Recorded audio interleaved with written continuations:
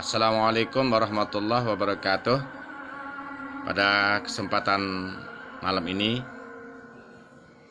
channel Beragam Literasi akan berbagi video yang kedua terkait dengan bagaimana menulis artikel di koran. Semua ini disampaikan berdasarkan pengalaman sebagai orang yang pernah menulis artikel koran, dan semoga ini nanti bermanfaat bagi Bapak dan Ibu, terutama Bapak Ibu guru yang kesulitan memenuhi unsur nilai dari pengembangan keprofesian berkelanjutan, yaitu dari unsur publikasi ilmiah. Jangan lupa di like, jangan lupa di komen, jangan lupa di subscribe ya. Bapak dan Ibu, sebagaimana dipahami dan dimengerti oleh Bapak dan Ibu bahwa sebagai guru tentu kita memahami tentang perlunya nilai dari unsur pengembangan keprofesian berkelanjutan dari unsur publikasi ilmiah ya, sesuai dengan apa yang ada di buku 4 dan buku 5. Nah, kalau kita sudah memiliki nilai publikasi, memuat artikel opini kita termuat di koran di tingkat provinsi, nilainya 1,5. Jadi itu sangat mendukung untuk pengembangan keprofesian berkelanjutan kita. Ini bagian yang kedua, berbagi pengalaman menulis artikel di koran. Di bagian kedua ini saya ingin berbicara tentang bagaimana menemukan ide hubungannya dengan hal-hal yang aktual. Apakah hal aktual itu? Bapak dan Ibu menonton saluran berbagi literasi, hal itu yang pertama adalah akan aktual, sedang aktual, tiba-tiba aktual.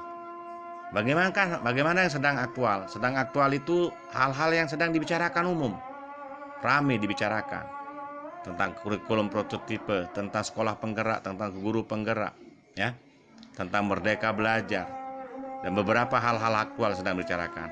Yang kedua adalah tiba-tiba aktual. Tiba-tiba aktual ini ada tiba-tiba suatu peristiwa yang terlahir, ya, seperti misalnya berita tentang BPJS yang merupakan syarat untuk jual beli tanah, berita tentang Mendak misalnya, berita tentang gejala dan peristiwa alam yang tiba-tiba aktual. Yang ketiga adalah hal yang akan aktual. Nah, hal aktual ini apa? Hal-hal yang berhubungan dengan peristiwa sejarah. Disitulah caranya Bapak dan Ibu kita menemukan apa yang dimaksud dengan hal yang aktual itu. Hal aktual diperoleh dalam 3 bentuknya itu tadi.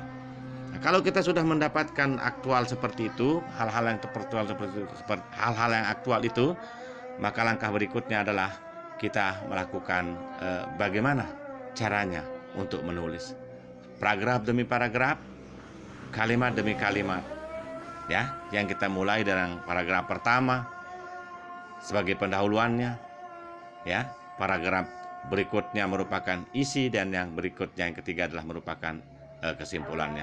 Bagaimana membuat paragraf pendahuluan? Barangkali kita memerlukan video yang berikutnya untuk bisa menjelaskan kepada dan Ibu tentang bagaimana membuat sebuah paragraf pendahuluan dalam melahirkan sebuah karya tulis. Jadi setelah kita menemukan yang namanya hal aktual itu, ide yang akan kita tulis itu, maka silahkan mulai menulis, ya. Silahkan mulai menulis, ya. Mulailah yang pertama dengan pendahuluan, 1-2 paragraf saja.